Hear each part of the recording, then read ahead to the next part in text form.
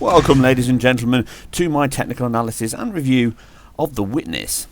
Software development is a tough old game, and deadlines can be regularly set only for unforeseen complications to arise. Maybe feature creep, budget, unrealistic target, theory versus reality and more are all good ones, and many more that can and do arise. But Jonathon Blow and his ambitious new project after Braid really pushed slipping to a rare level, along with its initial target platforms. This game was set for a 2011 release after a 2-year development from its announcement in 2009, but that changed. It was planned to launch on the then generation of the Xbox 360 and PS3, and yes, that changed also. In the end, nearly 7 years after its first showing, it finally lands, and not on the last gen machines, but instead a console exclusive for now on the PS4 and PC platforms. Also iOS at a later date. But has the game's planned visuals and style changed, and just what does it deliver across formats? These and more puzzles will all be solved, but unlike the game's colossal collection of Cortex challenges, try to say that 5 times fast, these are much simpler to resolve. So let's sail for the mysterious island of the Witness. Bring me that horizon. Now, before we dive into the aesthetics, let's first look at the game and what it is doing. Taking its inspiration from a much older puzzler in Myst that centred around you, the stranger, awakening on a deserted island, no help or guide and puzzles to solve to unravel its mysteries. Being originally released for PC and later consoles like the Sega Saturn, which is where I played it for the first time as a kid. Using pre-rendered stills rather than real-time visuals, it looked impressive and was a real moody game with a deserted near Greek and Jules Verne inspired setting. The later remakes that have cropped up on PC and pretty much any device you may own have lost some of that mood, with them now using real-time renders, but the puzzles were and are still very challenging, and I loved its slideshow presentation whilst its CD format was used for a great soundtrack. And the parallels with this old classic and The Witness are striking to say the least, with you, a stranger, on a mysterious island with buildings and creations all holding increasingly devious puzzles to resolve. But from such an enthralling muse, this is nothing but a bonus, and they have really upped the game in both settings, visuals and the complexity, along with the ingenuity of the game's enigmas that have to be solved to escape the island and solve its riddle. The intelligent process has the island split into 10 zones, with each getting more complex as you progress, but the core method is learned from the game's early and thus primary conundrums that all resolve around a maze structure. As you knock the required amount for each section, a gold turret will rise and point you onwards and inwards further into the island. But these puzzles get more subtle, and although the core aspect remains, they merge into the scenery, becoming more cerebrally taxing in more areas. And this hook to challenge your logical ability is the game's biggest draw, as even when one stumps you, and they will, you are compelled to solve it no matter what, with it even coming to you while at work with a sudden epiphany, and it is supremely satisfying when they do, only to be slapped down again by the next. And this dip in and out of the game and puzzles trying to understand the purpose of it all is just as satisfying to me now as when I played Myst all those years ago. If you're not into the puzzle game and slow-paced, non-action based adventures, this will not change that. But for a game that tests your brain power, it really is superb. But in this day and age, it still needs to have eye-catching graphics to draw in those crowds, and with the game's long development process and shift of more powerful platforms, helps it achieve this well. Also, booking the more common path for independent developers, Jonathon Blow created and used his own engine, which would have been a large reason for the delay. But this was chosen so that the team of around 11 could tailor every single aspect of the game, even shrugging off using the standard repository of shared codebase and updates. Instead, rather scaringly, using a serialized text file system as the entire game is treated as a single area, rather than sectioned off like most open world games. Artists.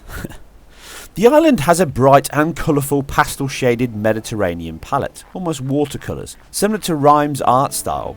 As you wander amongst this surreal island, it feels like you are lost within an expensive all-inclusive resort, just one that is incomplete, shutting its gates leaving you trapped inside. The bright warm feeling was intentional, as it sets the happy mood and allows you to relax into the setting and be more keen to look around your surroundings, which is key to solving the puzzles. The dotted stone-carved statues and trance-like state also adds to the feeling of wandering a painting or someone else's dream, lost and confused, as something you will feel often. You have to trace cable locations as they link up, look at the island and how it connects and unfolds. Now, in terms of performance on both PS4 and PC, the target is set for a 60 FPS presentation, but as I have not had a chance to look at the PS4 release, this review and analysis is looking at the PC release only. And performance is not its high point, at least on my AMD 7870 rig. The specs of this machine are available on the video notes below and on the article on my website. The game's engine has a clear divide between 33 and 16 milliseconds, jumping between the two very frequently when it happens, as you venture into heavily overdrawn areas with grass trees all looming through. As this can be direction based, my first thoughts are this will be culling related, with areas not visible still being drawn by the GPU. A fast update is not a requirement in this style of game, but as you spend much time around the picturesque world you have been dumped in, you could be in much worse conditions. Now the option on PC menu is pretty limited. 2 tips: if you want to adjust the resolution, then add the required resolution in the shortcut properties, or using your driver panel options, as seen here from my AMD panel. This can also lock the frame rate to 30, helping the game's consistency, or you could use another DX plugin like Afterburner, which you can see on screen. The CPU is not largely taxed here, helped by the game not having AI to consider or destruction, but it does have a great draw distance, long and dense grassy areas, and it succeeds with its dreamscape painting come to life direction. Anti-aliasing is decent, with most likely a multi-sampled edge solution like MSAA or EQAA at work to keep a world with such long sharp edges so pristine. It may also have a temporal element helping to remove shimmer and accentuate the game's cartoon target, also helped by its art design and asset creation, with only distant edges being particularly noticeable within such an angular world, with steps and trees sometimes shimmering as you twist and turn. Again, the distant views are grand in design and to behold, with dithering applied to alpha coverage on trees and leaf textures and the like to soften any frequency concerns further. A sumptuously gorgeous game that improves the further you explore the island and highlights the intrinsic connection between the visuals and mood. Much like colour correction that you see in films and more in games, as I have covered before, the colours start to fade, the palette grows darker, you enter more dank areas as the puzzles become more difficult, being mirrored as the funky fun lighting fades, giving way to a pessimistic tone that affects your state of mind as much as the increasing challenge. The game is more of a bold and strong statement for artistic design that was down to the hard work of a recent graduate from art college or Soy Español. The lighting is simple but striking, with it looking at times like it is vertex based, but heavily altered with a similar cell shaded tone. Effects work is both bright and incorporates lighting and dynamic shadows and particles, among others in the team. And this is dotted around with the sun and shadow theme heavily in the game, as you look at an object only to look at the shadow and see a completely different image juxtaposed to what you're actually seeing in life.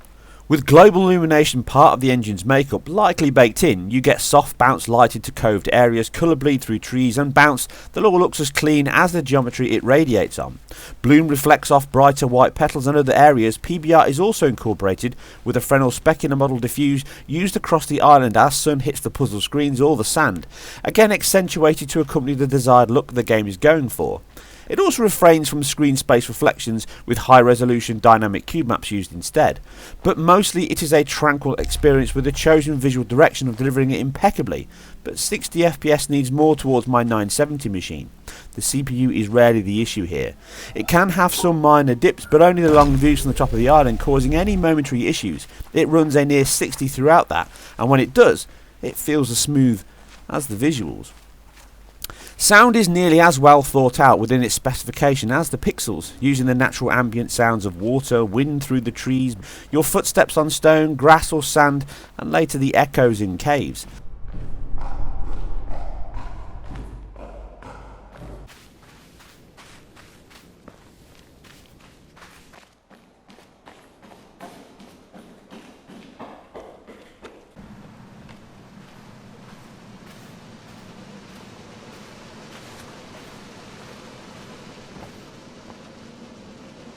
The lack of music adds to this, with tapes dotted around allowing you to listen as you explore and try to resolve the next challenge. I boasted among men that I had known you. They see your pictures in all works of mine. They come and ask me. But this again takes a stronger, more prominent shift later in the game, becoming almost a character in itself, raising tension and urgency of puzzles as you feel the impending doom looming ahead. Like the entire soundtrack, in many things it can almost be forgotten and ignored, as it does such a great job adding to the atmosphere of the game. Even though it never stands out at any point, it also never lets the package down and increases its impact.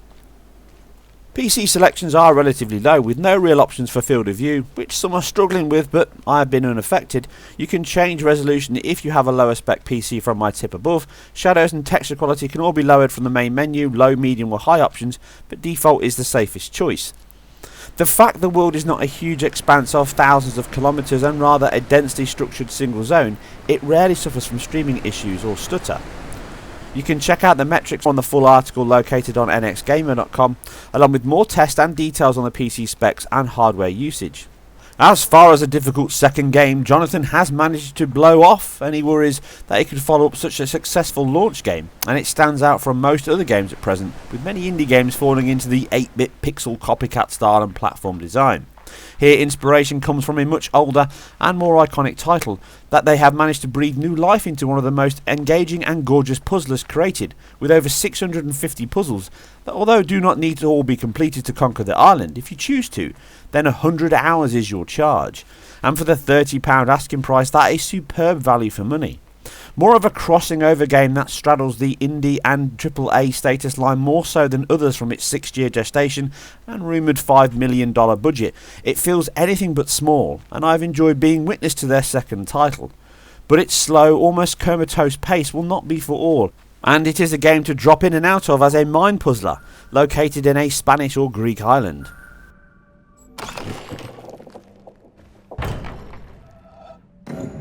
I hope you guys and girls enjoyed this. If you did, then please hit the like and subscribe button, as I really appreciate each and every one of you that does, and it really helps me out immensely. Please check out more information on this article, all others on my website, and also check out other articles available on my channel from the Division beta, Rise of the Tomb Raider, and much more to come. It only leaves me to say leave all your thoughts and feedback below. You take care, and I'll see you very soon on the next one.